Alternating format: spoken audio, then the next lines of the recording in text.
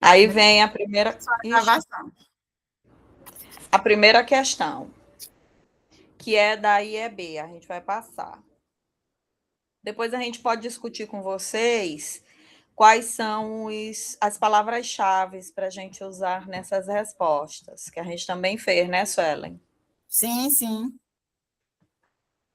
Então, vamos Nós vamos lá. fazer a questão 3, de acordo com a enquete que a gente fez, né? Quase ninguém vai fazer a questão da conversão de energia.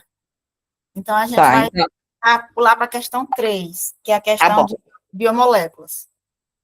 tá legal. Questão 3, está aqui. Observe a estrutura dos seguintes hormônios peptídicos. Gente, peptídico é porque ele é um aminoácido, né? Ele é formado por aminoácidos, daí ele é.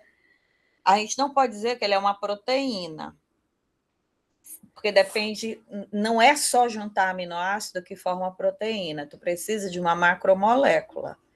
Então, mas tu sabe que a unidade de formação é um aminoácido. Aí ele diz: o hormônio peptídico, a vasopressina, que é o ADH, o hormônio antidiurético, e a ocitocina, conhecida como hormônio da gestação e mais recentemente como o hormônio do amor. A estrutura desses hormônios, as estruturas destes hormônios são muito parecidas. Ambos são nonapeptídeos, quer dizer que eles são formados por 9 aminoácidos. Aí ele dá cisteína, tirosina, aí a vasopressina é fenilalanina, a ocitocina é Ilê, que eu não me lembro quem é Ilê. Aí glicina, asparagina, cisteína, prolina, aí arginina e leucina e glicina. Então, só 2 aminoácidos diferem. Descreva as diferenças na sequência primária da vasopressina e ocitocina. Aí Aí é só olhar, né? é Só que olhar o, o que é que tem de diferente e descrever, basicamente. a gente vai dizer que o terceiro aminoácido da vasopressina é a fenilalanina, enquanto que o terceiro aminoácido na sequência nanopeptídica da ocitocina, eu não sei nem quem é a Ilê, gente. Quem sabe o que é a Ilê? É isoleucina? Deve ser. Isoleucina. É leucina, é? Não, leu que é leucina. Não sei quem é esse cara aqui. Não foi apresentada para ele. Aí vem que o oitavo aminoácido é a arginina na vasopressina, enquanto que na ocitocina o oitavo aminoácido é a leucina. É Bora ver. isoleucina mesmo, tá? Isoleucina. É isoleucina, né? É, exato. Aí olha o que ele diz. A mudança em 2 aminoácidos. Na vasopressina tem fenilalanina na posição 3, na ocitocina tem isoleucina. O outro aminoácido que difere entre os hormônios é a arginina na posição 8, na vasopressina, e na ocitocina é a leucina. Gente, essa resposta aqui é uma resposta que a gente duvida que possa ser assim, de tão óbvia que ela é, né? Mas, pois é, foi. Aqui o grande lance é saber que isso aqui é aminoácido, quando ele diz que é um peptídeo, saber que a unidade de formação é um aminoácido e conhecer as siglas. Eu, pelo menos, ia chutar aqui isoleucina e acertar, né? Deixa eu só baixar. Pronto. Aí observe as imagens abaixo, que correspondem às estruturas dos aminoácidos da vasopressina à esquerda e da ocitocina à direita. A seta indica a ligação entre duas cisteínas. A gente tem uma curiosidade. A cisteína é um aminoácido que vai fazer, o único aminoácido que faz esse tipo de ligação, que é disulfídica entre 2 moléculas de enxofre. Então, tá aqui ela, ó. Então, só cisteína com cisteína. Aí tu vai dizer, mas metionina também não tem enxofre, mas ele não faz ligação disulfídica. Então,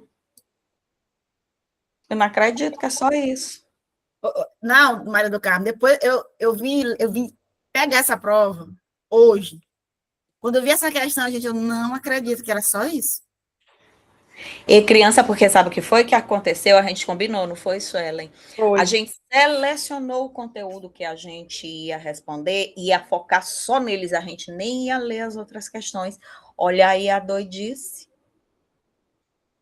Meu Quase. Deus, a primeira Quando vez. eu vi essa questão, eu também chorei, viu? Quando eu vi a rubrica dela. Gente, eu tô dizendo. Joira fez essa daí, Joira. Essa, se eu tivesse, mas é porque eu tinha colocado na minha cabeça que, enfim, foi o que Deus quis, né? Deu certo, deu Eu ainda certo. acho Então, que a gente tinha que fazer era todas as questões, né? Valendo menos pontos, para equilibrar, já que a gente é obrigado a estudar tudo. o problema, sabe qual é? Se quando a gente para fazer todas as questões, a gente não tem tempo suficiente, Suelen. Tem não, Não tem se jeito não. Não se tem tempo suficiente. Não é que a questão seja difícil ou fácil, é porque a gente não sabe exatamente o que é que vai estar nessa resposta deles para a gente pontuar. Então, tudo que vem no juízo da gente, a gente escreve. Aí não dá. São 12 questões que, tirando, como o Suelen falou, genética e essa parte de cladística, o resto é muita escrita que a gente pode colocar. Então, deixa só eu coisar aqui, ó. Olha só. Observe as imagens que correspondem à seta indicada entre duas cisteínas presente na sequência primária destes hormônios. Que tipo de ligação é essa? É uma ligação disulfídica. Qual a importância dessa ligação? Permite a realização das curvas, não é? Não é isso? Bora. Alguém quer falar, gente? A Lucas, pode mudança. deixar na gravura lá que eu leio a pergunta para ti, tá? Tá, Pode ser? pode. Deixa na gravura. Tá aí, ó. Tá aqui. Letra B, ele pergunta, né? A letra B é muito meio que óbvia, né? Olhando as imagens abaixo, né, da ocitocina, pergunta que tipo de ligação é. Só isso. Né? Aí É uma ligação covalente né? De sulfeto, É, que une, ainda bota, que une as duas cisteínas, né? Era isso. só isso, basicamente, mais nada. Agora, gente, um detalhe é que esse tipo de ligação permite fazer aquelas curvas. Por exemplo, se tu tem uma proteína e ela precisa fazer aquela dobra, essa ligação ela é ideal. Então, ela fica nessas estruturas angulares da proteína, porque lembra que a proteína, ela não é só uma sequência de aminoácidos, ela tem que ter um formato para ela ter uma função. Então, essa ligação aí, ela permite essas curvas. Aí é o que ele vai querer na próxima questão, não é? Qual a importância, né? Aí Qual a ele pergunta na letra C qual é a importância das ligações apontadas na imagem, que são justamente as ligações de cisteína, da cisteína, que é a ponte de sulfeto, né? Como tu já falou, é a questão das dobras, né? Das dobras, Isso. são da estrutura da proteína, né? Senão ela não vai funcionar. É porque lembra que o substrato ele tem um formato e a proteína ela vai ter que ter um formato, se ela for uma enzima, que encaixa nesse substrato. E às vezes ela tem que dobrar. Às vezes não, sempre ela vai ter que ter essas dobras. Quando a dobra é angular, se for essa ligação entre duas cisteínas, ela é extremamente necessária. Pois é, aí esse desdobramento forma a estrutura terciária, né? Isso, As subunidades da quaternária, dando a estrutura da proteína, né? E aí, Mas basicamente, aqui nesse caso, acho que nem vai ter estrutura quaternária, porque esses hormônios, como eles são formados apenas por 9 aminoácidos, eles não têm estrutura longa, não. pois é, mas é porque aqui realmente, mas na chave de resposta eles pedem para colocar, né? Cadê, Suelen? É aqui embaixo, né? A chave de resposta. A letra C. Ligação covalente importante para a estrutura terciária e quaternária de proteínas, não necessariamente dessas. Elas são fundamentais para fixar o dobramento final da proteína, mantendo a estrutura terciária e quaternária. A conformação correta é essencial para a função da proteína, mas Gente, eu não acredito.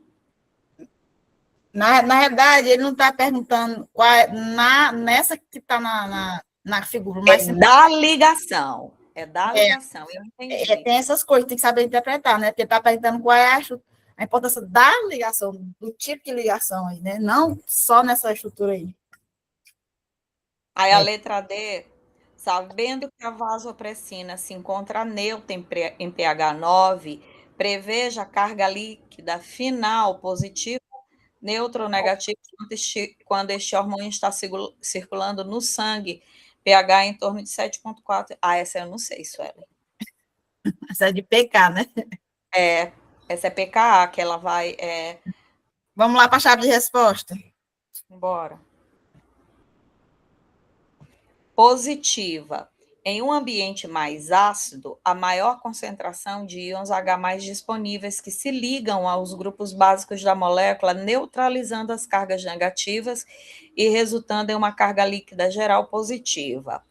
A carga da molécula, como o aminoácido ou proteína, será positiva se seu pKa ou ponto isoelétrico, PI, for maior do que o pH do meio circulante. O ponto isoelétrico é o valor de pH no qual uma molécula tem carga líquida zero. Quando o ponto isoelétrico e o ponto de íons H+, o meio é mais ácido do que o ponto isoelétrico da molécula. Inversamente... Ah, não, Suelen, aqui não dá para mim, não. Eu acho que eu ia tirar 15 pontos nessa questão. Pois é, essa daqui, minha irmã. Ó, carga 3. É porque, na realidade, ele está perguntando o seguinte: sabendo que a vasopressina se encontra no pH 9, né, que é acima do pH do. Aliás, que está no mesmo. Alcalino. É alcalino, igualmente o sangue, né? Só que aí ele fala o seguinte: o hormônio está acima do pH em torno de 7,4, né? Qual que seria essa vantagem, né? Aí, no caso. Sinceramente, eu não sei. Não Alguém tem facilidade com essa parte aqui?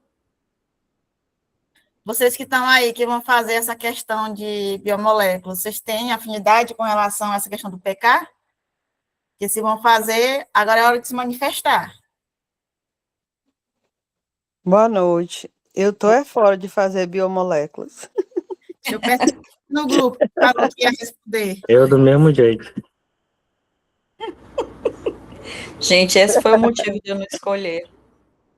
Porque no início a gente respondia as questões, depois eu comecei a errar tudo. Aí eu disse, gente, quer saber essa questão aqui? Não vou fazer, não, vou nem mais estudar isso. Deixa eu ver aqui. Então, gente, eu sou formada em Química e eu comecei a responder e eu também desisti. Pois é, gente. Isso é muito complicado. Bora pular. Embora. Porque a gente estudou bem essa questão de bioquímica. Quem é boa de bioquímica mesmo é a Joia, biomolécula. Né? Mas ela não está. Agora, a gente conseguiu uma videoaula de um menino bem novinho que explicava esse negócio de pecado. Tu te lembra, Suelen? Eu acho que ele era até estudante. Minha irmã, ele tinha uma facilidade tão grande de explicar. Ele mostrava o gráfico, aquele gráfico que fica parecendo um S. Uhum. Mas para mim não dá, não. Eu não consigo. Então, vamos passar para frente. Gente, perdão, mas também eu sou dessa biomolécula e está despachada. Agora vem de novo, que é o que a pessoa não quis, né, gente? Isso aqui é respiração, não é? Não, você pode pular, Maria do Carmo. Bora pular essa daí, que ninguém vai fazer essa daí, não. Bora lá para a fisiologia. Se lá é coisa de gente. Esse aqui é complicado. Eu tirei 9,5. Você não fez isso daí? Eu sou louca, Sueli, sou louca. Não, vai nada. Você é uma situação desafiadora. Bora lá, parou aí. Pronto. Ó, essa aí deixa comigo, Maria do Carmo. Tá bom. Ó, a nutrição tem um impacto profundo na saúde humana, uma vez que o conteúdo, a natureza e o momento do consumo de nutrientes específicos estão relacionados com a saúde metabólica e imunológica do organismo, assim como com o desenvolvimento de doenças humanas importantes. Determinadas situações fisiológicas também podem afetar o controle metabólico, como é o caso, por exemplo, da gravidez, que pode ocasionar a desregulação da glicemia. Então, ele dá uma situação aí com relação à alimentação, né? E também com relação à gravidez, que pode promover desregulação da glicemia, porque a mulher está grávida ali, né? Então, o bebê, ele puxa muito nutriente da mãe e pode provocar ali uma desregulação. Aí ele fala assim, ó, a tabela a seguir apresenta o resultado da pesquisa de Silva et al., 2023, referente à variável antropométrica, que é o IMC, que é o cálculo do quilo pela altura ao quadrado, pré-gestacional, associada ao sobrepeso e obesidade, né? Ou seja, pré-gestacional, antes da gestação. Cuidado com as palavrinhas, gente, que eu dei uma viajada na maionese, porque eu entendi que as mulheres estavam grávidas, né? Não pré, né? Enfim. Aí ele dá uma tabela, um gráfico. Sempre que tem gráfico, a resposta está no gráfico, né? Convenhamos que sempre vai ter alguma pergunta que a resposta vai estar no gráfico. Aí ele dá uma tabela aí de sobrepeso, obesidade, aí do lado esquerdo, sim, do lado direito, não, né? 16 estão de sobrepeso e não 14, né? Dessa tabelinha aí. Aí ele lá embaixo, ele fala assim, considerando os dados apresentados na tabela e as alterações de glicemia que podem ocorrer na gravidez, né? Alteração de glicemia.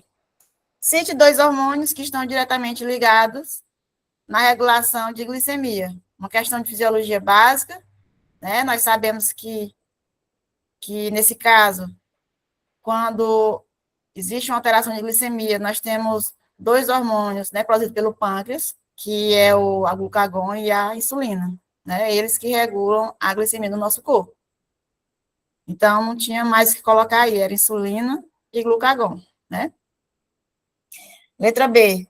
Descreva como funciona o controle neuroendócrino da glicemia, relacionando esse mecanismo no contexto gestacional e aos dados IMC pré-gestacional apresentado na tabela. Bem, aí ele botou um monte de coisa aí para confundir, né? Porque o inimigo é ardiloso. Gente, quem é que faz o controle da glicemia? Qual é o órgão responsável? Agora é a hora que vocês falam. É o alfa? Qual é o órgão responsável pelo controle de glicemia? É o Pâncreas. O pâncreas. Então, né, ele é que percebe. A gestão é lá o alfa, né? Aí nós temos aí 2 situações, né? O aumento e o baixo de glicemia, né? Quando a glicemia está baixa, o glucagon ele entra, fazendo ali a glicogeogênese, né? E a quebra do glicogênio, e a fabricação também de glicose a partir de outras substâncias. Isso aí é o glucagon que estimula. E quando o glucagon está estimulando, automaticamente acontece o feedback negativo, ou seja, as células betas do pâncreas elas são inibidas. E o contrário acontece também. Aí, quando a mulher come, né? Independente da mulher estar grávida ou não, qualquer pessoa que come, o nível de açúcar sobe, aí entra em ação as células betas produzindo a insulina, correto? Automaticamente acontece feedback negativo com as células alfa inibindo ali a produção de glucagon, correto? Basicamente, era isso, né? Essa primeira pontuação aí que a gente pode falar do controle, né? Só, pessoal, que aí também tem outras situações, tem também a questão da mulher estar num estado de pré-diabetes, né? Já que ela está com IMC alto. E lembrando que a pessoa grávida, né? Ela também tem o HPL, que é o hormônio produzido ali na gravidez, que pode alterar a questão da glicemia, provocando ali a diabetes gestacional, né? Aí, basicamente, ele queria que você colocasse o sistema, você podia fazer um gráficozinho ali, né, também, mostrando o pâncreas, feedback negativo, glucagon, insulina. Basicamente, era isso que ele queria, né? Aqui na chave de resposta, colocou assim, ó. Aborda o controle da glicemia a partir principalmente do feedback negativo. Gente, questão de fisiologia, fale qualquer coisa, mas bote a palavra feedback negativo no meio, viu? Para você ganhar seu ponto. Né? Aí, por meio da integração do sistema periférico e ativação do sistema nervoso central. É relacionado à ativação do sistema nervoso autônomo, simpático, o eixo hipotálamo hipófise, pâncreas, hormônio insulina e glucagon. né? Aí, o que é que tem a ver a tabela com tudo isso? Gente, uma pessoa que está com IMC alto, ele está com intensidade de pousos inflamados, né? Porque ele está obeso, está sobrepeso. E aí nós temos a questão da liberação do cortisol, né? Quando a pessoa está no estado de estresse, uma pessoa que está sobrepeso, ele está com uma inflamação crônica, né? Ou seja, está liberando cortisol o tempo todo. E também poderia ser citado isso. E como que isso funciona? Aí nós temos os eixos, né? Do hipotálamo, hipófise, com relação ao controle hormonal. Daí você Tendo as citocinas, né? as citocinas são produzidas pelo próprio tecido adiposo, provocando uma inflamação, recrutando células do sistema imunológico para tentar conter essa inflamação, né? Então, basicamente, seria nesse sentido a resposta. Ele deixou bem amplo aqui, assim, desde que você citasse as palavras-chave, né?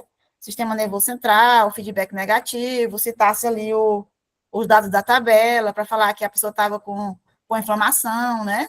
Que aí atrai outras questões mais abrangentes. Não sei se vocês compreenderam. Ele coloca aqui que de 8 a 10 pontos, o mestrando tem um domínio claro, né? Da articulação do controle neuroendócrino da glicemia. E aí, basicamente, é isso. Vou falar dos hormônios relevantes no contexto gestacional, eu tinha que falar um pouquinho do HPL, que naquele bendito artigo, no dia da prova até me esqueci desse bendito HPL aí, que é o hormônio, né, que controla aí a glicemia da grávida, né? Certo? Aí agora vamos para a letra C. Com base na variável MC pré-gestacional, qual porcentagem das mulheres na pré-gestação já poderiam desenvolver maior intensidade de inflamação crônica de baixo grau e intensidade de pouso? Volta lá no gráfico, Maria do Carmo. Aí, ó. Aí, gráfico, aí. Nós temos aí 16 pessoas, aí lá embaixo está dizendo 81%, meio 71% são de alta, ele quer 13 de 30. Ou seja, foi uma coisa assim, você está tão nervoso, aí tu vai lembrar de fazer cálculo de porcentagem, né? Aí ele queria que você fizesse o quê? São 13 mulheres entre 30, né? 13 entre 30. Aí você botaria a porcentagem que dava exatamente 40 e alguma coisa. 43,33, ou seja, 13 de 30. Eu queria que você fizesse um cálculo, né? Basicamente era só isso. Você ia dizer que 13 mulheres das 30, né, tem alto ou muito alto índice de sobrepeso, que dava ali 43,3%, basicamente era só isso para ganhar os pontos, né? Um cálculo. E a letra D, pergunta o seguinte, na letra D. Deixa eu ver aqui.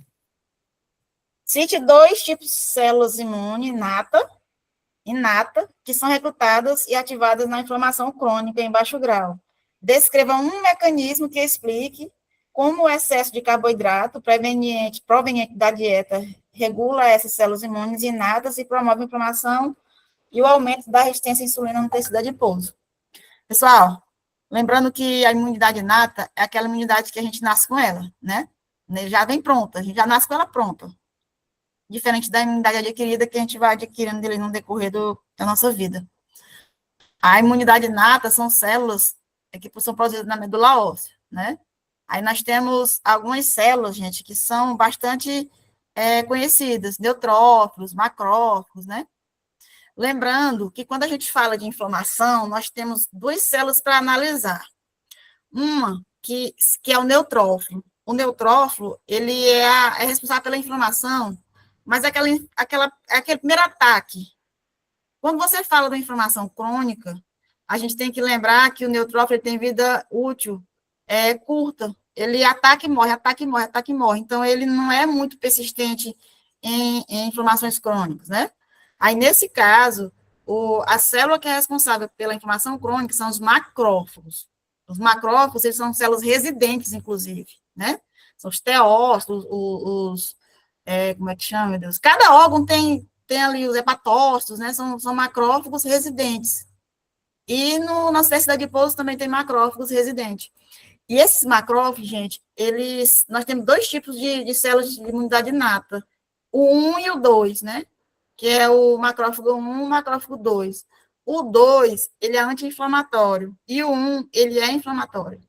No caso de uma pessoa que tem obesidade, que o tecido adiposo ele está inchado, e ele começa a liberar citocina inflamatória, ele atrai para si macrófagos do tipo 1, que são macrófagos inflamatórios, e esses macrófagos atraem outras células, inclusive os neutrófilos.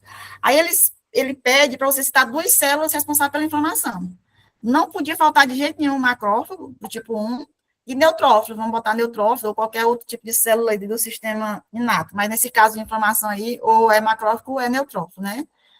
Citando os dois, tá ok. Aí ele sempre, toda a questão de fisiologia, ele coloca a questão da nutrição no meio, que é uma questão bastante óbvia, né, com o professor de ensino médio, trabalhar com seus alunos, principalmente de biologia ali, que é a questão da nutrição e a saúde do nosso corpo. Qual é a responsabilidade da alimentação na manutenção do nosso microbioma ali, da nossa imunidade? Pessoal, os alimentos, como nós estamos falando aí em alimentos em obesidade, que é uma inflamação, e essa inflamação é potencializada por alimentos ricos em açúcar, por alimentos que são processados, ultraprocessados. Por quê? Porque esses alimentos, eles, quando eles são processados ali no nosso corpo, eles vão, quando ele termina a digestão do nosso corpo, aquilo que não é digerido, ele vai servir de alimento para a nossa microbiota.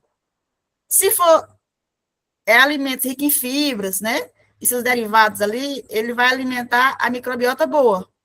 Que essa microbiota boa ajuda na nossa imunidade, fortalecendo as nossas barreiras imunológicas, combatendo ataques, né? Já que o nosso sistema normal ali, de defesa, já está todo corrompido, tentando tratar uma inflamação. Mas, se você se alimenta de alimentos ruins, né? Rico em açúcar, rico em processado, ultraprocessado, isso aí vai fazer com que essas células morram, as bactérias boas morram, dando prioridade àquelas bactérias ruins, que vai potencializar a inflamação.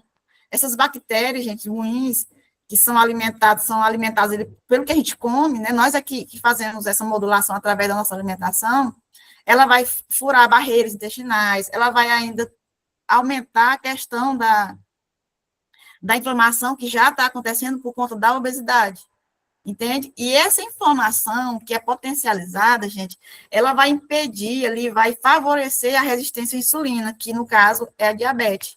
Por que que a insulina, o corpo fica resistente à insulina quando o açúcar está muito alto, né? Quando a pessoa está com inflamação? Porque as células, elas reconhecem a insulina, gente, o reconhecimento da insulina através de receptores. E esses receptores, eles são danificados, eles são enganados por conta do nível de açúcar do corpo, né? Então, essas citocinas que essas células de defesa vão produzindo, elas impedem a comunicação das células com o receptor da insulina. E aí, a pessoa produz insulina, mas fica resistente a ela, e potencializando, assim, a questão da diabetes, né? Da inflamação. Então, basicamente, era você saber conectar a questão da alimentação com a regulação do microbioma, né, da microbiota, principalmente intestinal ali, que dá a resposta para todo o resto do corpo, e potencializar a inflamação. Não sei se vocês conseguiram compreender. Certo, gente? Então, ó, as questões de fisiologia é isso. Feedback negativo, ele quer que tu fala da regulação neuroendócrina, sempre tem que colocar, dar um jeito de colocar ali a hipófise, o hipotálamo, hipófise. Se é pressão, você bota ali os baroreceptores, se for resposta rápida. Se for resposta devagar, você bota os rins, né, como órgão que recebe ali a informação. Aí nós temos essa integração neuroendócrina, sempre. Se for temperatura, tem um termorreceptor, né, a adrenalina, que vai fazer o teu corpo agir mais rápido, né? Se for, por exemplo, um caso de frio prolongado, o teu corpo se antecipa e tua tireoide começa a trabalhar muito para poder acelerar teu metabolismo. Então, assim, sempre tem que lembrar que nós, na fisiologia é isso. Palavras-chave, neuroendócrino, feedback negativo, homeostase restabelecida. Se você não souber de nada, mas conseguir encaixar essas palavrinhas aí, pelo menos metade da questão você ganha. E outra coisa também que eles cobram muito, sempre, é a relação alimentação e imunologia. Sempre. Qual é o papel da alimentação, ali, por exemplo, na formação no bebê, o bebê ali, qual é o papel da alimentação, né, da formação da microbiota, né, que já caiu questão sobre isso. Então, nos primeiros alimentos ali vai dando tolerância, porque a nossa imunidade, basicamente, é o que a gente bota no nosso corpo, e quase tudo que a gente bota no nosso corpo é pela boca. Então, o bebê, por exemplo, ele vai consumindo ali, naquele momento, aquela primeira alimentação, os primeiros contatos dele com o meio ambiente ali, que ele vai botando na boquinha dele, é que vai modulando toda a imunidade dele. São esses micro-organismos que ele vai assumindo na ingestão, que vai produzir, por exemplo, o sistema GALT, né, que é o sistema de formação de linfáticos, de vasos linfáticos dentro do aparelho digestivo, que vai dar ali a principal proteção no aparelho digestivo, a intolerância imunológica, né? A tolerância alimentar, tudo isso é feito nos primeiros momentos de vida. E toda a nossa imunidade ali inicial, ela provém dessa microbiota que a gente assume quando a gente se alimenta, né? E isso persiste aí o resto da vida. Correto, gente? Então, basicamente, o que é cobrado na imunologia é isso, é a alimentação com relação à nossa imunidade. E a outra parte que vai ser cobrado é algum do sistema neuroendócrino, que pode ser regulação de temperatura, regulação de pressão, regulação de glicemia, que caiu agora, né? E é isso, não tem mal que cair. São as funções vitais do nosso corpo, né? Certo, gente? Palavras-chave, então, feedback negativo. Feedback negativo, a relação neuroendócrina, né? Você tem que pensar bem o que está acontecendo e você vai ter que descrever quais são o tipo de regulação, qual é o problema que está acontecendo, como é que o corpo regula, né? Para promover o feedback negativo e restabelecer a homeostase. Aí você tem que ser esperto. Qual é o tipo de evento? É pressão? É temperatura? É glicemia? Né? Que são os principais ali que podem ser cobrados, né? Certo? Ok. Aí, agora é essa bem... É tu, Maria do Carmo. É tu, isso aí. Essa eu fiz ela, Suelen. Acertou? Acertei, fiz só 12 pontos, 12,5. Isso fez ótimo. São 5 questões que a gente tem que fazer, né? Se a gente fizer 12 pontos e meio em cada uma, a gente passa. Sim, não faltou pouquinho para mim. Depois que eu entrei com o recurso, dava certo, é porque foi mesmo a questão de genética que eu me atrapalhei. Respondi, depois eu me atrapalhei, inventei chifre em cabeça de égua, não tem esse ditado? Mas é porque a questão estava tão óbvia. Estava tão óbvia que eu não acreditei. Na hora de passar a limpo, aí como já estava já o tempo já esgotando, eu fui passar a limpo já tarde, aí eu me atrapalhei nela.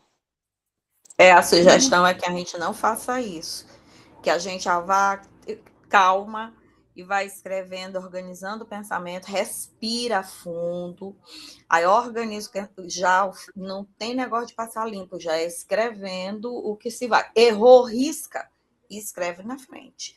Porque, gente, essa história de se passar limpo, a gente perde muito tempo. Não, ninguém...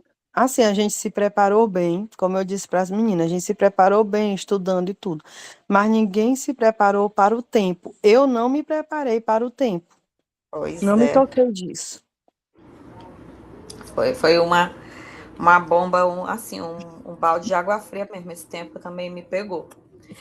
Mas vamos lá. O que ele diz aqui. A aquisição da multicelularidade a partir do zigoto requer inicialmente a clivagem, que é a sequência de mitoses, que pode ser total. Todo o ovo divide ou parcial. Apenas uma parte do ovo vai dividir. dos blastômeros. Blastômeros são as células que surgem a partir da divisão. A formação da blástula e a sequência com o processo de gastrulação, que resulta na formação dos folhetos embrionários, os quais irão se diferenciar nos tecidos dos organismos animais. Então, assunto do bloco 4, biologia 1. Com base no enunciado da questão, faça o que se pede nos itens abaixo sobre o desenvolvimento de organismos animais. Espera aí, deixa eu baixar aqui. Utilizando os números, organize as duas sequências de desenvolvimento, desde a clivagem até a blástula, sendo uma sequência que represente o modelo total e outra o modelo parcial. Então, a gente pode começar pelo total, né, gente? Então, a primeira... a gente tem que ver qual a célula que está dividindo todinha, ó. Essa está dividindo toda, então é total. Essa está dividindo toda, total. Essa aqui, ó, está dividindo toda, total. Essa aqui está dividindo toda e essa aqui está dividindo toda. Então, 1, 2, 3, 4, 5. Obviamente, as que eu não citei. Então, 1, 3, 5, 7 e 9. 1, 3, 5, 7, 9 é metade. Então, elas correspondem ao total. Só que ele quer que a gente coloque na sequência. Então, a primeira é o número 9, que só tem 2 blastômeros. Aí, aqui ele tem 4 blastômeros. Então, é 9, 1. Aí, viria para o 3. Aí, viria para o 5 e viria para o 7, que eu estou vendo aqui claramente a blástula. Então, todo o ovo dividiu. Primeiro ele forma 2 blastômeros, depois ele tem 4 blastômeros, aí ele vem aqui para 8 blastômeros, aí ele vem aqui para a estrutura de mórula, de 16 a 32 blastômeros, e aqui ele tem a blástula. Aí, qual é a parcial? Lembrando que essa aqui, ele diz que é o modelo total. Aí, a parcial, a meroblástica. Aí, a gente vai ter o 2, o 4, o 6, o 8 e o 10. Na sequência. A primeira que a gente vai ter vai ser essa número 2 aqui, que só tem 4 blastômeros. A seguir, a gente vem para o número 10.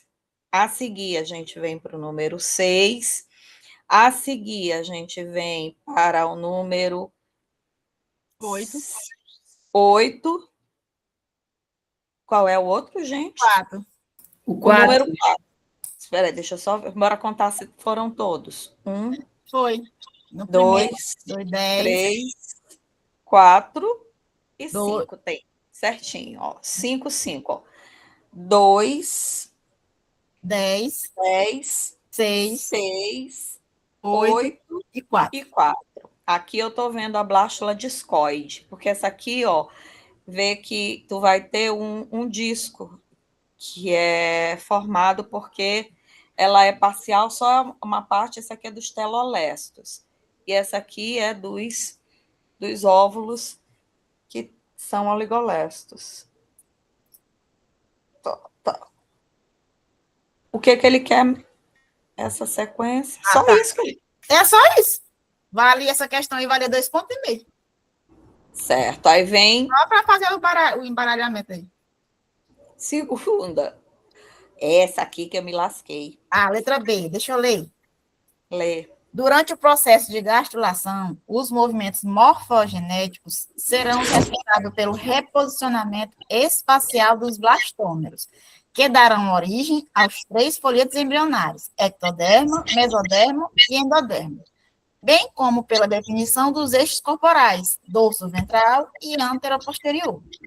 Para tal, um conjunto de moléculas sinalizadoras, os morfógenos, atua em gradientes de concentração em diferentes regiões da gástrula. Assinale a figura abaixo, que representa o processo de gastrulação em anfíbios. e descreva o papel dessas moléculas sinalizadoras no estabelecimento do eixo dorsoventral do futuro embrião. Pois é, eixo dorsoventral é ROX. É o ROX. E ele não está dizendo aí na... E ele não botou na figura, mas eu me lembrei desse infeliz. Tu lembrou, né? Me lembrei. E Você eu já caí falou. na besteira. Falei, eu disse que ele é responsável pelo eixo antero-posterior. E eu comecei aqui, rapaz, eu não estou vendo ele aqui, eu vou já falar de um que tem. Aí eu vim para o WNT, que eu disse que o WNT, a concentração dele, a ação dele era na ectoderme, porque eu vi ele apontando, eu sou malaca, né? Mas que a função dele dependia do gradiente. Quanto mais próximo ele estivesse do alvo, maior a chance dele fazer com que essa ectoderme originasse a epiderme e a meco. Quanto mais distante, maior a chance dele formar o tubo neural. Só que eu não me lembrava de mais de FGF, não me lembrava desse ar, não me lembrava de nenhum, gente, deu um branco total. Aí eu não sei quantos pontos, eu nem me lembro, eu fiquei tão assim que eu nem olhei quantos pontos eu ganhei nessa questão. Aqui na chave de resposta, ele nem falou do gene ROX, né? Ele falou de qual? Olha só, o eixo dorsal, sinalizadoras WNT, FGV e RA. Atua em gradientes elevados, definindo o eixo dorsal. Também se observa o lábio dorsal do blastóporo, região organizadora dos embriões de anfíbios. O eixo ventral, a presença de moléculas do NW, inibidoras das citadas no eixo dorsal, de maneira que não há formação do gradiente elevado, do WNT, FGV e RA. Aí, ou seja, resumindo, estruturas que se formam no eixo dorsal, SN, por exemplo, não se formam no eixo ventral. Ou seja, em cada eixo teremos a formação de estruturas específicas, devido ao gradiente elevados de sinalização. eu devo ter ganho alguma besteirinha nessa questão. Na verdade, ele queria falar só daquela... Tu lembra daquela questão que a gente fez ontem? Lembro. Da questão do gradiente de concentração, que à medida que... Mas só que essa questão que tem lá, ela não estava direcionada ao eixo dorsoventral, estava direcionada à interferência que o WNT determinava na ectoderme para a formação de epiderme e de tubo nervoso. Eles devem ter dado, assim, uma besteirinha para mim nessa questão, porque eu não zerei ela toda, eu ganhei um pontinho aqui. Apesar de eu ter colocado isso, que está aparentemente fora da chave de resposta. Mas que também não está errado, né? Porque a gente sabe que nós estudamos que o gene responsável depois da fecundação é o gene ROX. Pois é, e do eixo dorsoventral. O hepatolóide entra, já vai ali o que é ventre, o que é dorso, e já vai o gene tomando de conta. Pois é, agora, isso eu coloquei WNT, mas o resto aí eu não botei. Ai, gente, sinceramente, eu não sei como é que vocês trocam a fisiologia por isso vendo aí. Agora, essa questão aqui, a letra C, foi dada. Como eu disse para vocês, foi exatamente o que a gente estudou. Ele diz, a formação dos órgãos e dos sistemas nos organismos animais requer eventos coordenados e sequenciais, que envolvem, entre outros, a proliferação e diferenciação de células a partir dos folhetos embrionários, gerando assim a diversidade de tecidos e órgãos que formam os sistemas orgânicos. Essa abordagem foi trabalhada na atividade de biologia tecidual através do uso de lâminas histológicas ou atlas virtual, entre outros recursos educacionais. Foram analisadas seções de órgãos como coração, esôfago e pele, sendo reconhecidos os diferentes tecidos de acordo com a morfologia e função de cada ordem. Com base nos seus conhecimentos sobre o assunto, responda. OBS. O uso de esquemas pode facilitar a elaboração das respostas. Eu não fiz esquema nenhum, eu fiz os tópicos. Então, descreva um órgão derivado basicamente do mesoderme, no qual esse folheto se diferencia em 2 ou mais tipos de tecidos. Identifique esses tecidos e descreva suas funções. Só que eu escolhi o que ele tinha aqui, ó, coração, esôfago e pele. Como ele queria mesoderme, eu escolhi coração. Por quê? Porque o coração, basicamente músculo, é de origem mesodérmica. Só que aqui a gente tem, além da estrutura muscular, a gente tem a estrutura conjuntiva. Então, são dois tecidos, ó. O mesoderme, ele vai diferenciar em dois ou mais tipos de tecido, porque ele vai originar o tecido conjuntivo de preenchimento e vai originar o tecido muscular. Aí identifique esses tecidos e descreva as funções. Então, o tecido conjuntivo, basicamente, ele tem como função o revestimento e preenchimento, e o muscular é a atividade de movimento. Aqui, na letra C, no C2, ele queria um órgão do sistema tegumentar. Aí veio a pele. Aí, para escrever os tecidos presentes, lembrando que esse órgão ele vai ser formado pelo tecido epitelial. Aí ele queria que a gente desse a característica. Então, ele é formado a partir da ectoderme, e ele vai ser formado por células justapostas, que tem a queratina, a função de revestimento e proteção, funcionando como a primeira barreira. Já o tecido conjuntivo, que forma a pele, que é a derme, ele vai ter origem mesodérmica, e ele vai ter como função básica, na verdade, ele nem queria função, né? Ele cria característica geral. O tecido conjuntivo, ele tem uma grande quantidade de substância intercelular, as células são mais espessadas, diferente do epitelial, que são juntinhas, então tem muita substância amorfa, e ela fica na base, e ela tem como função a nutrição, ela recebe o tecido sanguíneo, a vascularização, e ela vai, através de lâmina basal, transferir ao epitelial. Essa aqui eu ganhei a questão todinha, nessa letra C, certeza. Essa aí é basicamente o que nós estudamos. Aliás, eu botei um vídeo lá, gente, não deu tempo da gente coisar. Eu botei um vídeo explicando direitinho, tudo, desse jeitinho aí. Não, e as lâminas. As lâminas, aquele vídeo das lâminas, tu lembra que a gente fez? Lembro. Tá lá no YouTube, eu botei pro pessoal assistir. Quem for fazer em biologia, não pode deixar de assistir, escrever no papel, fazer um mapa mental sobre os tecidos, onde é que eles são formados e como é que a gente identifica ele na lâmina. Basicamente é só isso. Né? E aí, metade da questão é isso daí. A outra metade é aquelas bolinhas. Aí vem a sétima questão. Vai cair o morfógeno, né? Sinalização, morfógeno. Aí essa daí do morfógeno, eu não sei como eu ganhei ponto nessa letra, gente, porque eu citei Rox.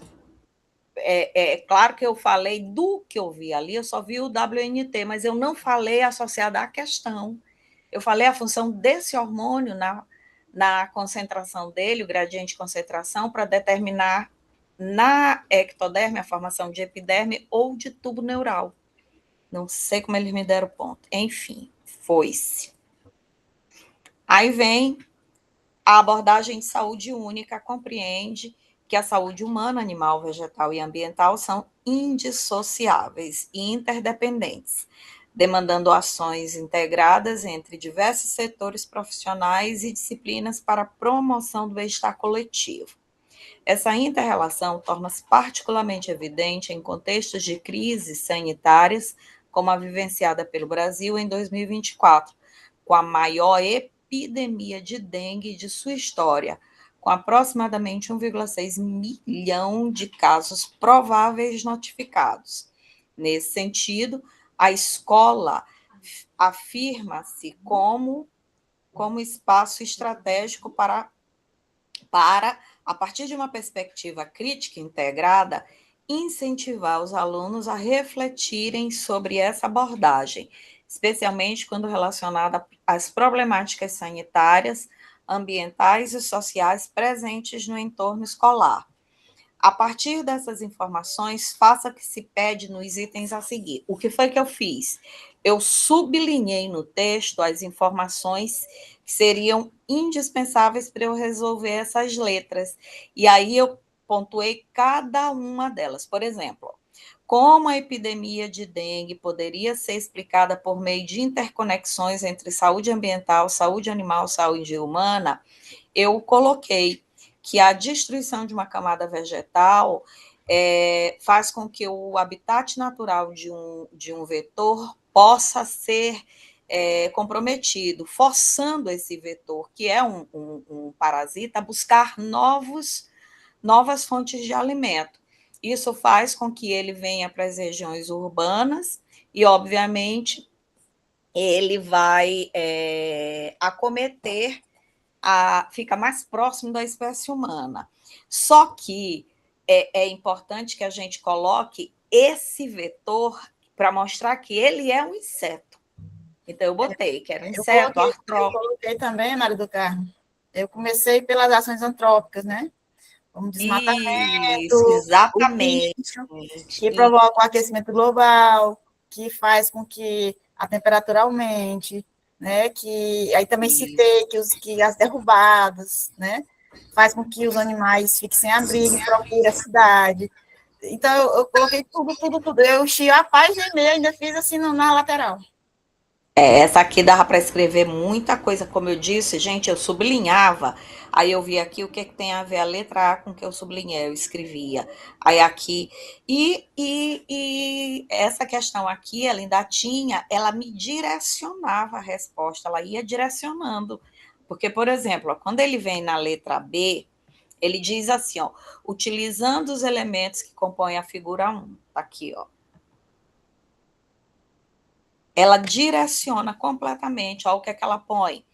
Ela põe setores e disciplinas. Então, ambiente humano, animal, colaboração, comunicação, desenvolvimento de capacidade, saúde única, ecossistemas saudáveis, animais saudáveis, humanos saudáveis. Aí, na sociedade, a coordenação, ele botou, ó, rural, urbano, comunidades virtuais, local e nacional, inclusão e equidade de acesso, essas questões aqui, eu nunca esqueço. Joira, ela ela bateu demais. Ela, gente, sempre que vocês puderem, vocês vão citar os mais suscetíveis. Falem dos ribeirinhos, falem dos povos originários, falem se estiver trabalhando com Quilombola, né?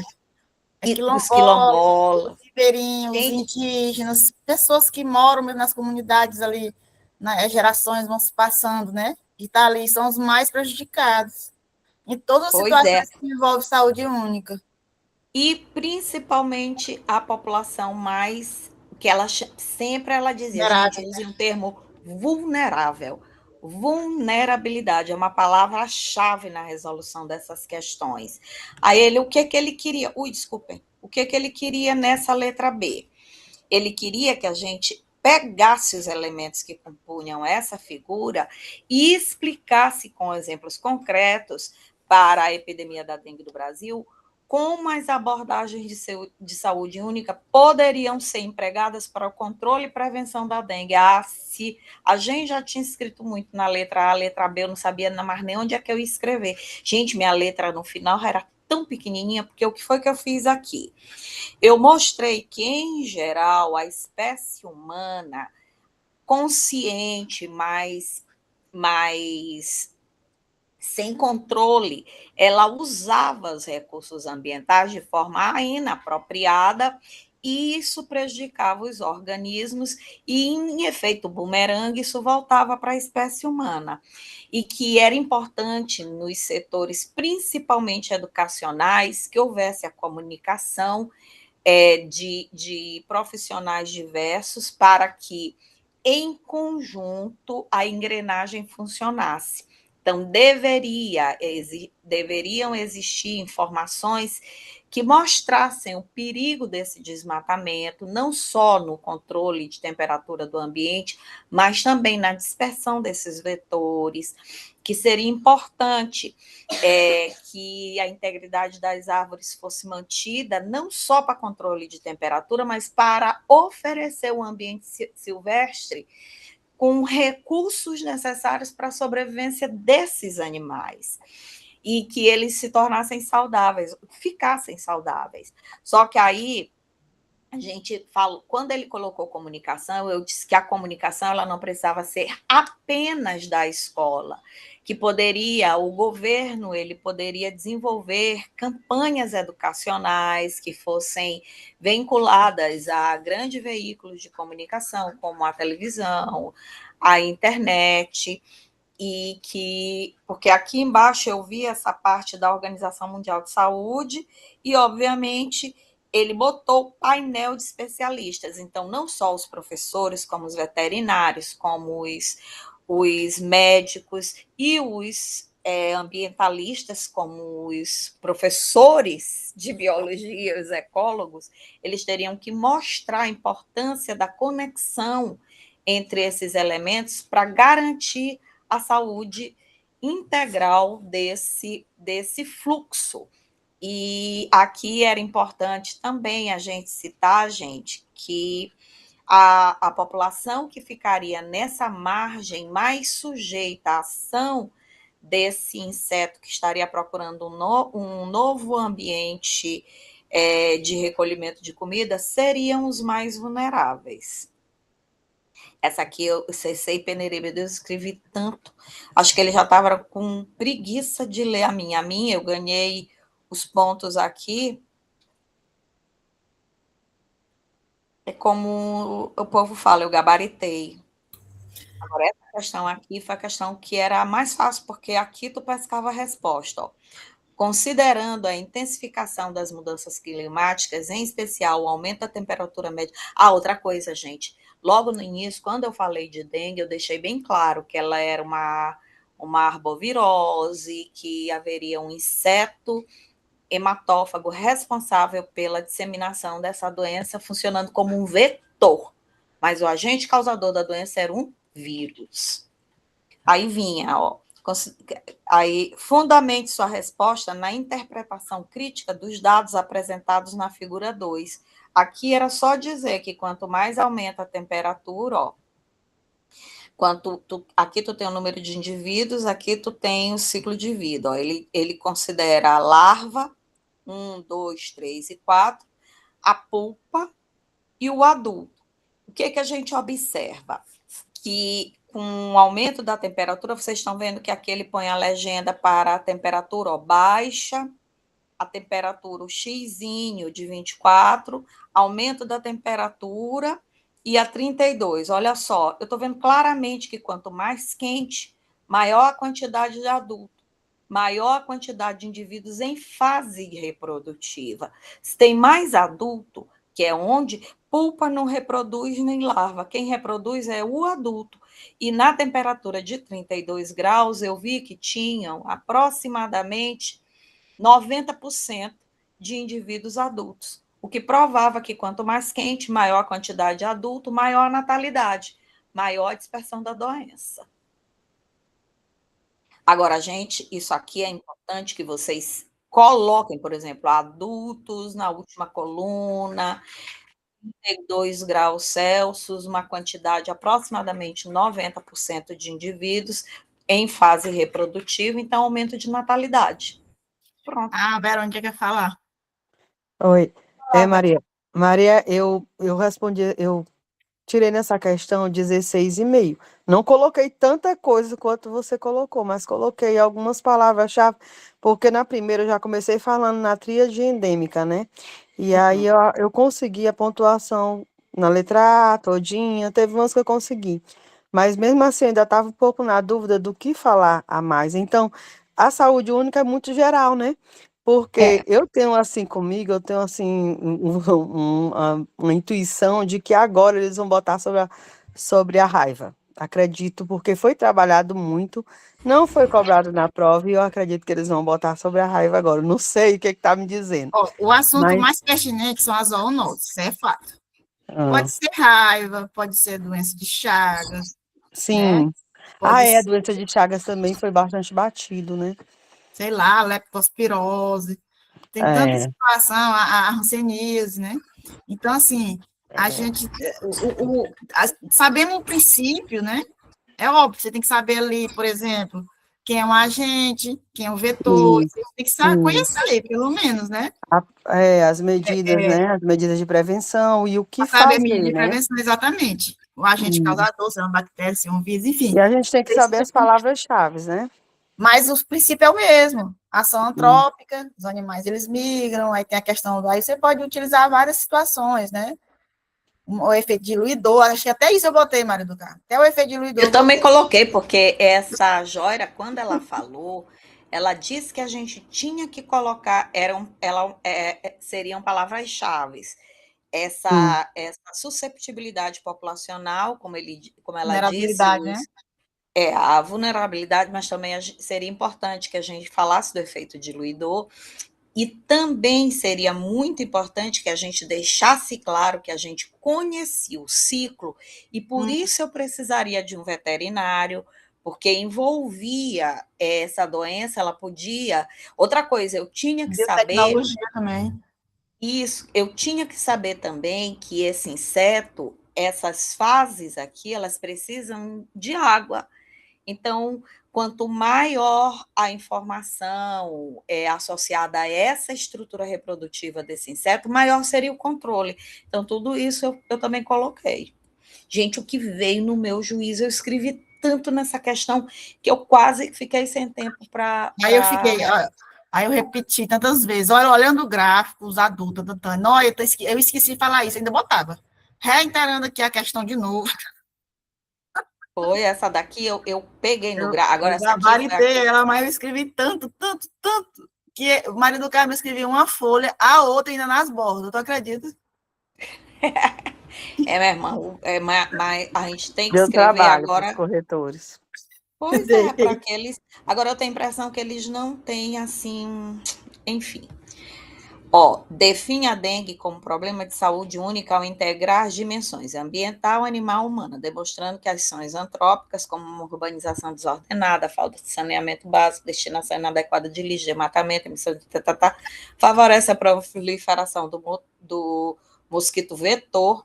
Isso aqui eu botei, aí eu sublinhei vetor.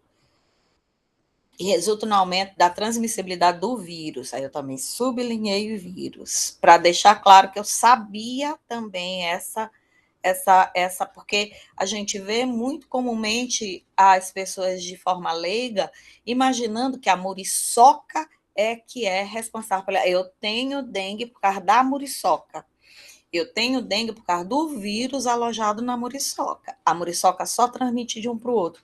Então, deixar isso claro também é É. importante. Achei engraçado foi que eu não lembrei muito o nome do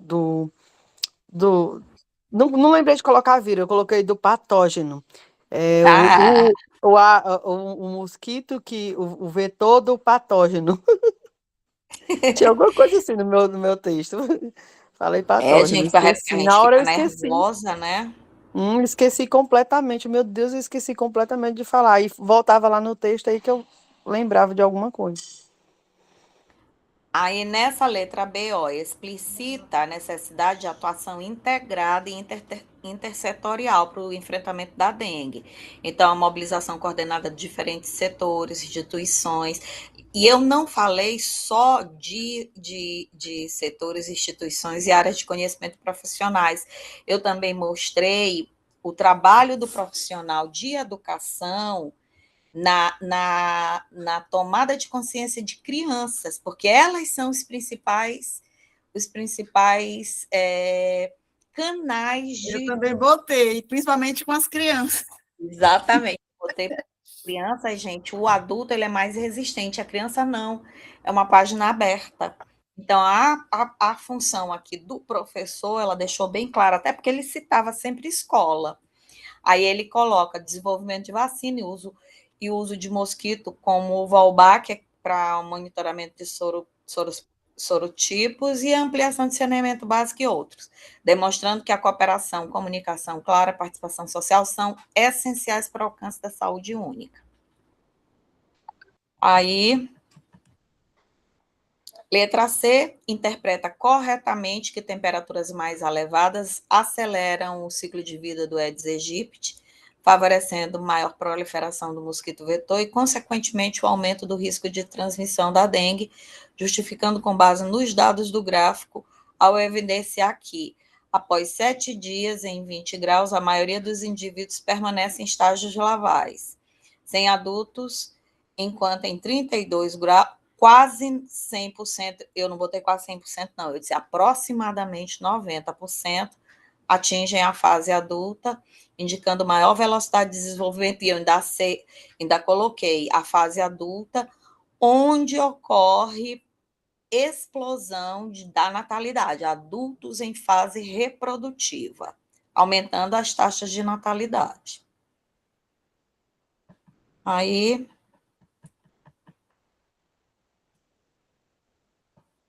vem a questão que eu não fiz. Isso daí nós não vamos fazer, não, vai pular. Ninguém que vai fazer genética molecular, vai, gente? Eu não. Vai para Mendeliano mesmo.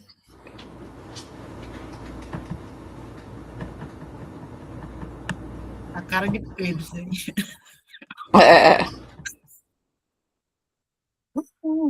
Eu acho que eu dou conta de fazer esse 5 cap, 3 linhas. Aí, ó, o heredograma abaixo representa 3 gerações de uma família que apresenta uma condição genética rara, representada por símbolos escuros.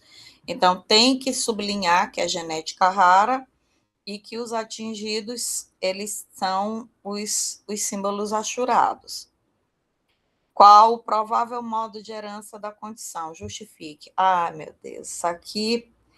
A primeira coisa que eu mostrei foi o seguinte, que nessa família bem aqui, o que a gente percebe? Primeiro, ela pode ser... o que a gente poderia considerar a doença? A doença podia ser de DNA mitocondrial, ela poderia ser ligada ao sexo, dominante ou recessiva, restrita ao sexo, ou ela podia ser autossômica. Aí a primeira coisa que eu disse, que ela não podia ser mitocondrial, porque se fosse, essa senhora aqui teria que ter transmitido para todos os filhos dela, e esse rapaz aqui não teve. Então, a senhora 21, portadora da doença, não transmitiu para o filho 27. Então, ela não é mitocondrial. Aí eu vim para a segunda. Herança ligada ao sexo. Se fosse ligada ao sexo dominante, essa senhora aqui, ela podia ser heterozigota, e aí a chance dela ter uma filha com a doença ou melhor... Todos os filhos precisariam ter. Não, uma mulher que tivesse ligada ao sexo dominante, ela podia ser XDzão, XDzinho, né? Só que aqui, ó, não justificaria o aparecimento da doença nessa... Ó, quando tu olha nessa família aqui, uma doença dominante ligada ao sexo significa que esse homem é XDzão. E ele teria que passar para essa filha bem aqui. Ah, vocês não estão vendo a seta, né? Então, sim, dá para ver. Ah, tá vendo? Então, sim. Esse cara aqui não é doente e a doença não é ligada ao sexo dominante, então ele não é XDzão Y, ele ia transmitir o Dzão para essa menina, ela teria que ter a doença se fosse dominante, tá certo? Entendeu? Mas no caso, eu botei mais simples, eu botei assim, eu botei que era autossômico, né? Que não era ligado ao sexo, porque a proporção de homens e mulheres são semelhantes, né? E eu coloquei dominante por conta que não tinha salto de gerações. Eu fui simples e direta. Nem mais nem menos. Eu mostrei tudo que não podia ser. Ela não pode ser mitocondrial, porque esse rapaz aqui, essa senhora tem a mitocôndria defeituosa e o filho dela nasceu sem. Então, Não, não não pode ser coloquei nada de mitocôndria, não. Coloquei. Ixi, pois eu botei, não pode ser dominante ligada ao sexo por causa desse rapaz aqui que tem a filha normal. Eu Não pode coloquei ser. dessa forma. Não é autossômica dominante, porque não há salto de gerações. Desse jeito eu botei. Não, pois a minha irmã, se eu não tivesse ganho o ponto total nessa questão, eu matava um. Ainda Eu ganhei 20 botei, ó. pontos também. Ela não pode, essa doença não pode ser autossômica recessiva, porque aí eu fui botando, ó, essa senhorazinho azinho, a chance. Não, espera aí. Eu tenho que me lembrar qual é a senhora que não poderia ser. Enfim, ela é dominante, autossômica dominante. Por quê? Porque ela vai ter a quantidade de machos e fêmeas muito próxima, daí ela ser autossômica, e ela vai se expressar em todas as gerações. Exatamente, eu fiz basicamente só isso. Eu coloquei só Aí eu que não, era essa minha letra A, essa minha dominante letra A foi enorme. autossômica, que era a quantidade de homens e mulheres eram semelhantes e que não havia salto de gerações. E foi basicamente o que... É como eu lembrei de Pedro, né? Que é quem corrige a genética é ele, menos é mais, né? Eu não escrevi para desgrilha, deve ter ficado puto. O princípio da parcimônia foi por os quintos dos infernos. Aí, olha só, na geração 3, essa menina 3-3 se casar com um homem 3-6, qual a probabilidade de ter a criança com fenótipo raro em questão? Aí esquematize o cruzamento para justificar a sua resposta. A primeira coisa que eu tenho que ver é que a doença é dominante, mas o pai dela é recessivo, então ela é heterozigota. E que esse senhor aqui, ele é dominante, mas o pai dele é recessivo, então ele também é heterozigoto. Na hora que eu cruzo dois heterozigotos, a probabilidade de ter criança com o gene raro, já que ele é dominante, vai ser de 3/4, como ele não quis o sexo, né? Aí eu fiz o heredograma, fiz o cruzamento, tudinho. Aí ele pediu para fazer o cruzamento. Aí eu fiz 2 tipos de cruzamento. Fiz o 4-NE, e ainda botei as asinhas e puxei a seta. Fiz os 2. Eu fiz os 2 tipos. Eu também.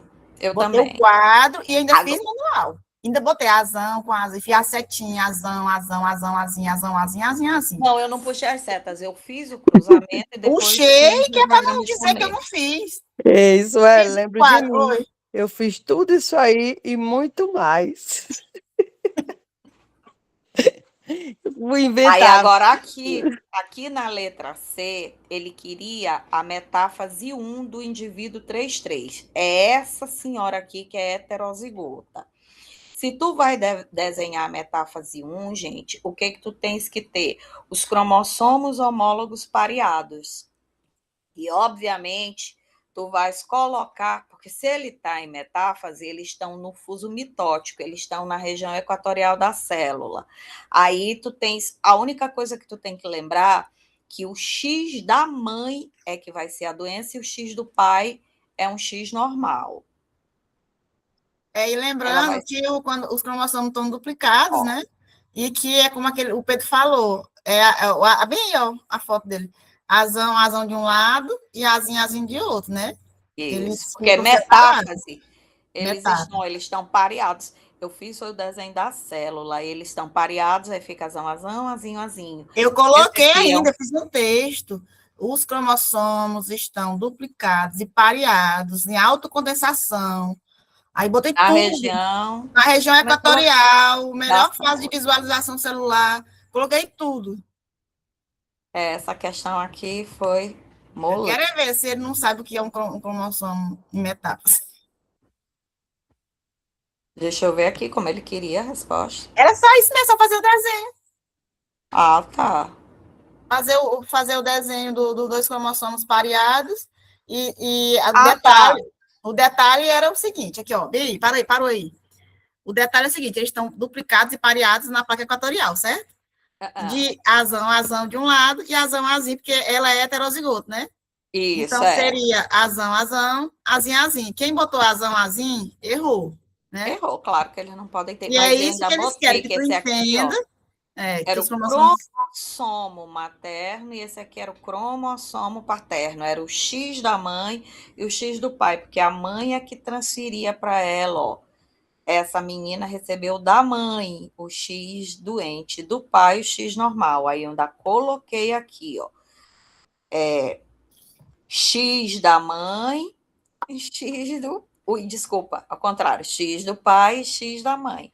Tu não fez isso? Eu botei, ó. Ora, não. Assistir, não, Eu gente. botei metáfase. Eu desenhei Eu botei célula assim, em ó. metáfase, Cromossomo. alinhados na Cromossomo. placa equatorial, duplicados, alta condensação, melhor visualização, botei tudo. Não, Eu eu quero botei ver assim, se ele não... cromossomo materno, cromossomo paterno. Duplicados, pareados na região equatorial. Pronto, só botei isso. Questão simples e 20 pontos garantidos, gente. Agora, essa aqui, eu não sei o que foi, eu errei. Eu também Eu, errei, não sinceramente, sei o que foi. não sei, porque eu já procurei, já vi até na chave de resposta, meu estava tudo certo, mas eu não peguei os 20 pontos. Também não. Aqui, ó.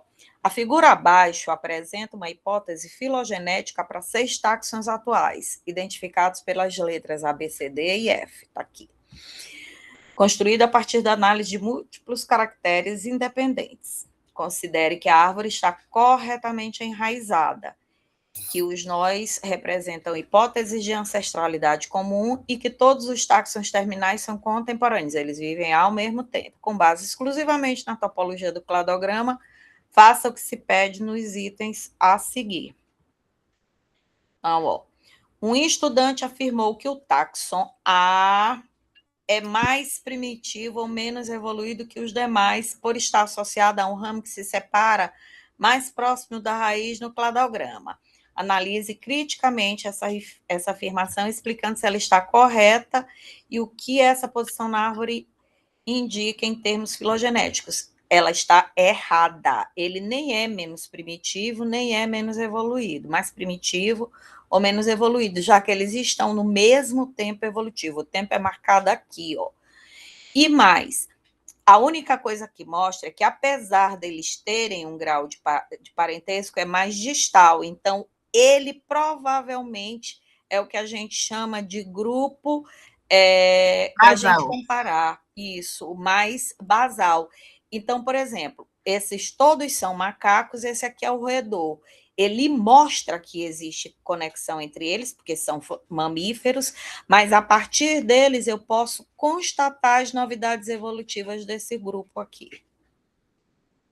Aí eu não sei o que foi que eu errei na questão, vou já ver a resposta, que eu nem olhei a resposta. A resposta também não sei o que eu errei. Eu coloquei exatamente o que ele disse. Não existe. Aqui, ó. A afirmação é conceitualmente correta, né? A posição basal de A indica apenas que sua linhagem se separou mais cedo em relação aos demais, e não que seja menos evoluída ou mais primitiva. Todos os tacos atuais tiveram o mesmo tempo de evolução, desde o ancestral comum. A árvore filogenética não permite inferir graus de complexidade, progresso evolutivo ou eficiência adaptativa, apenas relação de parentesco e ordem de divergência. Pronto, eu só não botei essa última frase aí. Foi isso que me fez perder tempo. Ui, perder ponto. Uma coisa tão óbvia. Letra B. Bota lá no táxi, bota lá que eu vou ler a pergunta. Tá. Eu vou ler a pergunta e deixar lá na gravura. Letra B. Suponha que uma característica fisiológica tenha sido identificada apenas no táxon F. Considerando a hipótese filogenética apresentada e assumindo que essa característica seja herdada a partir do ancestral comum homóloga, indique qual outro táxon seria prioritário para investigar a presença dessa característica. Justifique sua escolha com base nos princípios da sistemática filogenética. Então, seria o grupo E, porque eles compartilham um ancestral comum exclusivo. Exclusivo. O que significa que as características deles são mais próximas. Qual é a resposta? Que é o E, porque é um grupo irmão que compartilha ele o ancestral comum mais recente. Essa interferência se baseia no pressuposto de que as características tendem a ser herdadas ao longo das linhagens e que táxons mais próximos filogeneticamente apresentam maior similaridade. Assim, é mais plausível que a característica esteja presente em E do que em taxon mais distante, o que caracteriza uma previsão baseada na filogenia. Minha irmã, eu talvez, porque eu fui muito direta na resposta, eles não gostam, né? Eu Enfim. também fui bem direta. Ué, por quê? Porque ele divide o ancestral como mais recente e é um grupo irmão. E o que é que eu ia mais falar? É. Qual a letra C? A letra C, a pergunta. Considere que um pesquisador decida reconhecer apenas táxon B, C e D como um grupo formal, excluindo E e F. Com base na hipótese filogenética apresentada, classifique esse agrupamento como monofilético, parafilético ou polifilético e justifique sua resposta. Então, discuta uma implicação científica ou didática do uso desse tipo de agrupamento. Gente, esse aqui, quando ele não coloca todos os... O pai está aqui. Se ele não colocou todos os filhos do pai, ele é um grupo Parafilético. parafilético. E o que justificaria a formação de um grupo parafilético seriam as características que são, que a gente chama de características derivadas, que aparecem nesses grupos, mas não são compartilhadas por todos. Esse aqui poderiam ter caracteres que a gente chama de novidades evolutivas, que não estariam presentes nesse outro grupo aqui. Então, por exemplo, quando ele fala do grupo dos répteis, e aí ele não coloca as aves desse grupo, porque ele já tem uma característica, é o que a gente chama de uma característica exclusiva, que é a presença de penas e a presença de asas. O que é que ele diz na resposta, Sueli? Ele fala assim, ó, o agrupamento formado pelos tacos B, C e D é parafilético. Embora esses tacos compartilhem o ancestral comum, o agrupamento exclui parte dos descendentes desse ancestral, especificamente os taxons E e F, que também pertencem à mesma linhagem. Dessa forma, o grupo não apresenta o clado completo, pois não inclui todos os descendentes do ancestral comum mais recente. Do ponto de vista científico, o uso de grupos parafiléticos distorce a representação da história evolutiva, reduzindo o poder explicativo e preditivo da filogenia. Em termos didáticos, esse tipo de agrupamento pode reforçar concepções equivocadas sobre a evolução, como a ideia de progressão linear ou a existência de grupos intermediários, dificultando a compreensão da evolução como processo ramificado baseado na ancestralidade comum. Foi aí que ele tirou meu ponto. Mas do Carnot, acho que nós não erramos. Eles se queriam coisa demais. Esse aí, porque eu coloquei isso, mas eu não coloquei qual a implicação disso. Foi aí que ele tirou meu ponto, Sueli. Eu perdi, parece que eu tirei nessa questão, acho que foi 18 ou 17. Tirou demais, acho que eu fiz 12, sei lá. Mas depois eu fiquei pensando, é porque, na verdade, geralmente ele é muito direto. Dessa vez ele quis mais explicações, né? Mas difícil ela não é. É lembrar que, dependendo do corretor, tem que preencher mais, essa questão aqui é massa, mas eu não fiz ela, não. Mas não, ela é vamos... muito... O pessoal não quis fazer botânica, não. Eles querem fazer... Essa questão é massa, é fácil, gente. Ela não é difícil. Essa questão aqui é massa. Ela é fácil. Sim, aí vem essa daqui que é... a de ecologia. Isso. O artigo Perturbações antropogênicas crônicas reorganizam a biota das florestas tropicais secas. Ribeiro et al., 2025. Publicado na revista Trends in Ecology Evolution, analisa como as florestas tropicais sazonais secas, incluindo a caatinga, têm sido afetadas por perturbações crônicas, como a extração contínua de recursos, o sobrepastoreio e as queimadas recorrentes, assim como por mudanças climáticas, especialmente o aumento da temperatura e da aridez.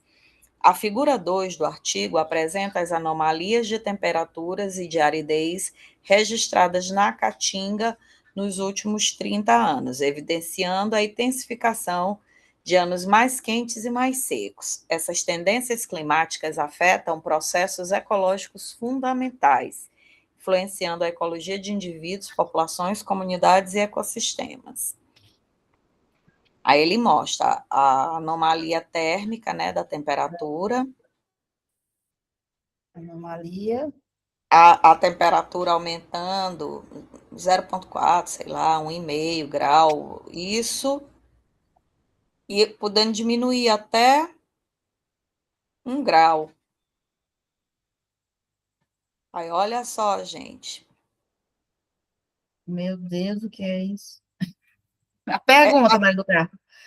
A Com base próxima. com base, vou ler a pergunta. Ah, Com base nas informações apresentadas e nos conhecimentos de ecologia, descreva para cada componente histológico listado de 1 a 3. 1. Dispersão de sementes, síndromes abióticas e bióticas. 2. Estrutura etária e tamanho populacional. E 3. Competição. Letra A. Alteração ecológica esperada diante do aumento da temperatura e aridez. Aí ele dá essas 3 características para você descrever qual que é a alteração ecológica, na dispersão de semente, na estrutura etária e na competição, né? Guarbicho, tá bem que eu nem parei para olhar essa questão, que senão eu pirava. E aqui ele fala, né? Peraí, dispersão de semente. Aí, dispersão de sementes, né? E, gente, eu me lembro que tem uma coisa em planta que chama termoperiodismo, que uma semente, para ela, claro, para ela surgir tem que ter tido a floração e a fecundação. A semente só surge pela fecundação. Só que há sementes que precisam de uma temperatura específica, por exemplo, elas só conseguem ser dispersadas se tiver uma temperatura específica. Variação térmica interfere. É o que a gente Na chama verdade, de para germinar, né? Não, Mário do Carmo. Agora, eu acho assim, eu acho que para Ixi, germinar, você está falando de para germinação. Agora, a questão germinar. da dispersão, o que eu penso? Eu penso assim, mas faz sentido o que tu está falando. Por quê? Por mais, mesmo que ela seja dispersa, ela não vai frutificar.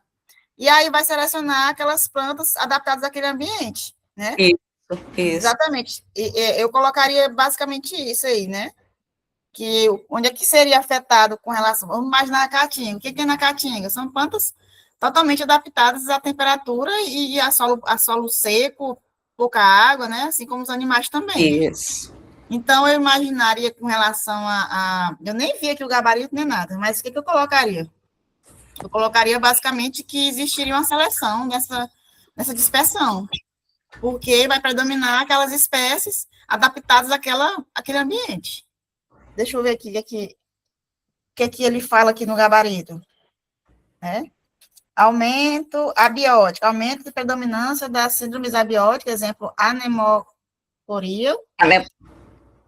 A nemocórica é toda e qualquer semente cujo agente dispersor é o vento. É o vento. Redução das dispersões bióticas, zoocoria pelos animais, né? Isso. Exatamente. Síndromes abióticas, com anemocoria e autocoria, devido a um ambiente seco, aberto e com ventos sazonais intensos, com aumento da aridez, da temperatura. Essas tendências se intensificam, a redução da produção de frutos carnosos, que sustenta a zoocoria. A proporção de dispersão biótica tende a cair ainda mais, enquanto as síndromes abióticas tornam-se ainda mais predominantes, dispersão de sementes. Aí cai direto na questão da biodiversidade, né? Anomalias de temperatura e índice de aridez observado em 30 anos. No gráfico, anomalia de temperatura barra acima apresenta aumento na temperatura e barra baixa apresenta diminuição. No gráfico de anomalia de aridez, se me dizer aumento Vocês na fizeram aridez... essa aí, pessoal, vocês? Gente, ainda bem que eu não li essa questão, mas eu já Eu não, já não fiz ela, não. É porque, assim, as questões de ecologia, ela não é difícil. Agora, tem muita informação. A Águida estava letrada e não conseguiu fechar, ela ficou encabulada. Assim, tipo, estudou muito, né? Mas mesmo assim não foi suficiente para eles. Ó, aí o 2, estrutura etária e tamanho populacional. Aí acho que no gráfico deve ter alguma informação, né? mas eu não consigo ver. O gráfico, o que ele mostra? Ele está mostrando, ó, as anomalias térmicas, tá vendo? Anomalia de temperatura nos vários anos.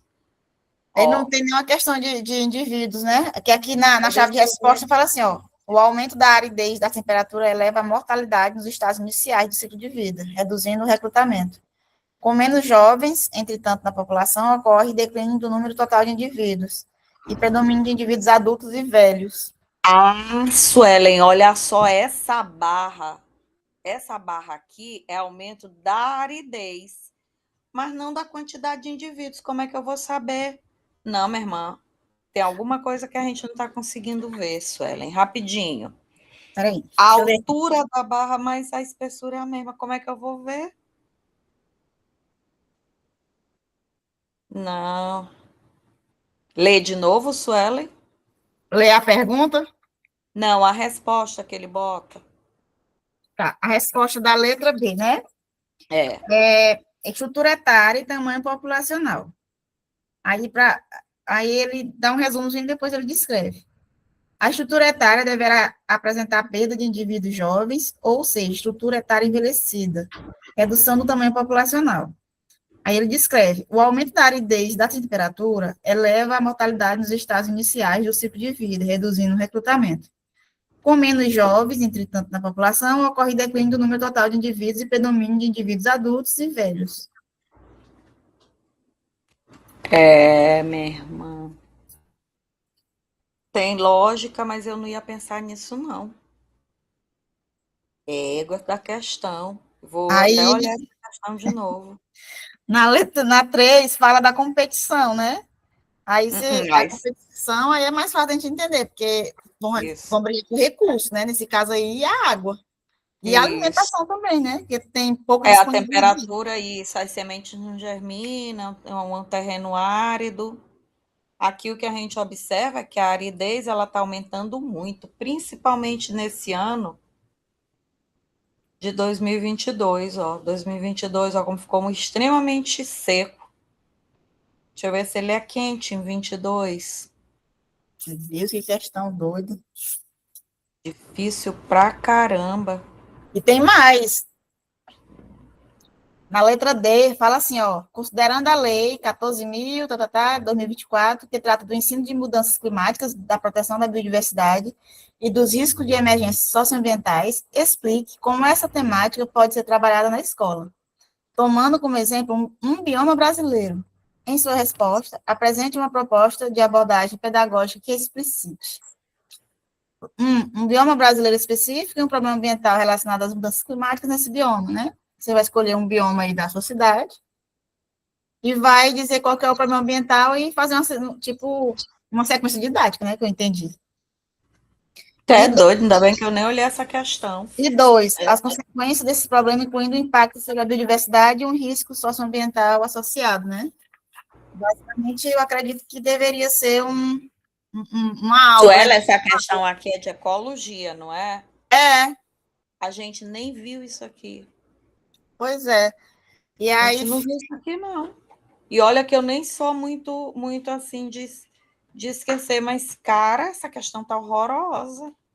então, Eu mas não aí sei como que ele muita conseguiu. gente aqui do grupo escolheu fazer ecologia achando que é mais fácil. Olha, Para mim, assim, comparando uma questão de genética básica daquela, com uma questão dessa bem daqui, tu é doido. sem dúvida, ficaria com a genética. É. Eu Agora, o encararia até a problema... embriologia, que eu não sou boa de embriologia, não gosto. Até aquela de biomolécula tá mais fácil, sinceramente. Pois, essa questão... Não é que tá difícil, é você entender o que ele quer. Pois é, e o que eu vejo aqui, Suelen, é que ele mostra as alterações de temperatura e de aridez, mas ele não me mostra isso numa associação com a quantidade de indivíduos. Como é que eu sei que quando é mais árido, os jovens morrem mais? Eu sei que é óbvio a gente pensar, mas eu acho assim que quando é mais árido, morre todo mundo. Não, tem espécies que são adaptadas, né? Se você for imaginar um semiárido brasileiro, por exemplo, né? Que temperaturas altíssimas e baixa chuva, né? Então, aí no item D, fala que é para você citar o bioma, você escolher um, Caatinga, Amazônia, Cerrado, Mata Atlântica, né? O problema, apresentar qual que é o problema, né? O aumento de queimada, enchente, alteração do regime hídrico e tal.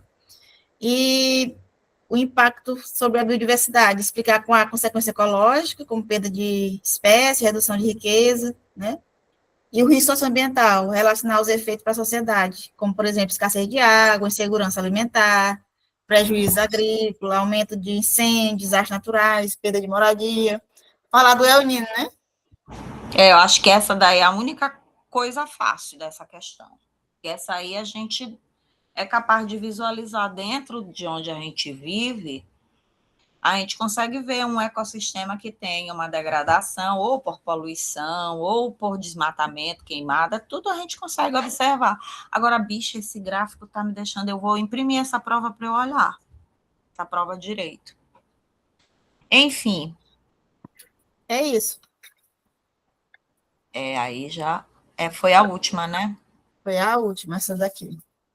Gente, pois fiquem sabendo que a questão dos tubinhos é mais fácil. Bem mais fácil.